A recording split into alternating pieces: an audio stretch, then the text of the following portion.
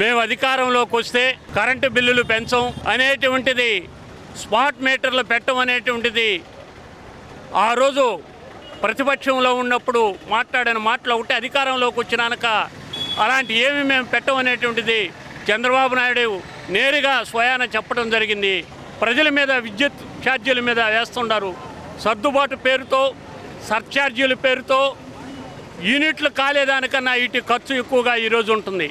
గత ప్రభుత్వం వైఎస్ఆర్సీపీ ప్రభుత్వంలో కరెంటు ఛార్జీలు పెంచినప్పుడు ఓ పక్క తెలుగుదేశం నాయకులు ఈదుల్లోకి వచ్చి ఇది దుర్మార్గం అనేటువంటి చెప్పినటువంటి ప్రభుత్వం ఈరోజు వాళ్లే ఆ పనులు చేస్తే వైఎస్ఆర్సీపీకి తెలుగుదేశానికి ఈరోజు ఉండేటువంటి ఈ ప్రభుత్వానికి ఎలాంటి తేడా లేదనేటువంటి సందర్భంగా తెలియజేస్తున్నాం. కేంద్రంలో ఉండేటువంటి బీజేపీ ఏదైతే చెప్పిందో వాటిని తూచా తప్పకుండా ఆ రోజు వైఎస్ఆర్సీపీ చేసి ఈరోజు తెలుగుదేశం చేస్తుంది.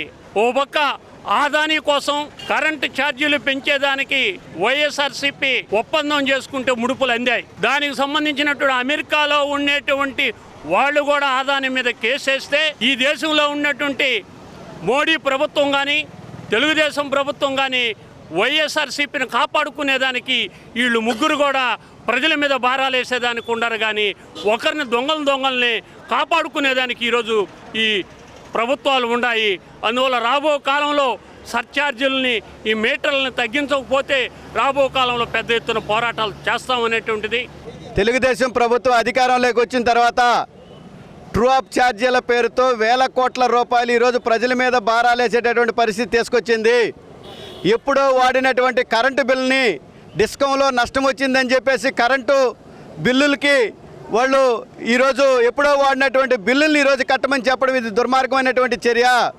గత వైసీపీ ప్రభుత్వ హయాంలో ఈ విధమైనటువంటి ట్రూ అప్ ఛార్జీలు వేస్తే నారా లోకేష్ గారు యువగళం పేరుతో అన్ని ప్రాంతాల్లోకి వచ్చి ఇవి వేయడం కరెక్ట్ కాదు, మీరు అదే స్మార్ట్ మీటర్లను పగలగొట్టండి అని చెప్పేసి బాధుడే అని చెప్పేసి పిలుపునివ్వడం జరిగింది. కానీ వీళ్ళు వేసేది ఏ బాధుడు, వీరబాధుడా లేదంటే ఇంకేమన్నా బాధుళ్ళా? ఈ విధమైనటువంటి పద్ధతుల్లో ఈరోజు ప్రజల మీద భారాలు వేసేటటువంటి పరిస్థితి తీసుకొచ్చింది. అదేవిధంగా స్మార్ట్ మీటర్ల పేరుతో అదానీ స్మార్ట్ మీటర్లు మొత్తం కూడా మన కరెంటు సరఫరా చేసేటటువంటి మొత్తాన్ని ఈరోజు ప్రైవేటు సంస్థలకు ఇచ్చేదానికి ఈరోజు కేంద్ర ప్రభుత్వం ఏదైతే చెప్తుందో రాష్ట్ర ప్రభుత్వం అదే పద్ధతుల్లో చేసేటటువంటి పరిస్థితి ఈరోజు చూస్తున్నాం. మనం అందరం కూడా స్మార్ట్ మీటర్లు పెట్టి సాయంత్రం పూట ఒక ఛార్జీ వేస్తారంట, నైట్ ఒక ఛార్జీ, ఎవరు ప్రజలు ప్యాన్లు వేసుకున్నప్పుడు ఒక ఛార్జీ వేసేటటువంటి పరిస్థితికి దప్పదప్పాలుగా రీఛార్జ్ పేరుతో మన సిమ్ములు ఏ విధంగా అయితే ఫోన్లో రీఛార్జ్ చేసుకుంటాం ఆ విధమైనటువంటి పద్ధతుల్లో ఈరోజు స్మార్ట్ మీటర్లు తీసుకొచ్చేటటువంటి పరిస్థితికి తీసుకొస్తుంది. అది కూడా ఆదానికి ఇచ్చేటటువంటి కాంట్రాక్టర్గా ఇది దుర్మార్గమైనటువంటి చర్య. అందుకని ఏదైతే స్మార్ట్ మీటర్ల పేరుతో ప్రజల మీద భారాలేస్తున్నారో, ట్రూ అప్ ఛార్జీల పేరుతో వేల కోట్ల రూపాయలు ప్రజల మీద భారాలేస్తున్నారు ఈ రాష్ట్ర ప్రభుత్వం. ఇప్పటికైనా స్పందించి తగ్గించాలి, రద్దు చేయాలి.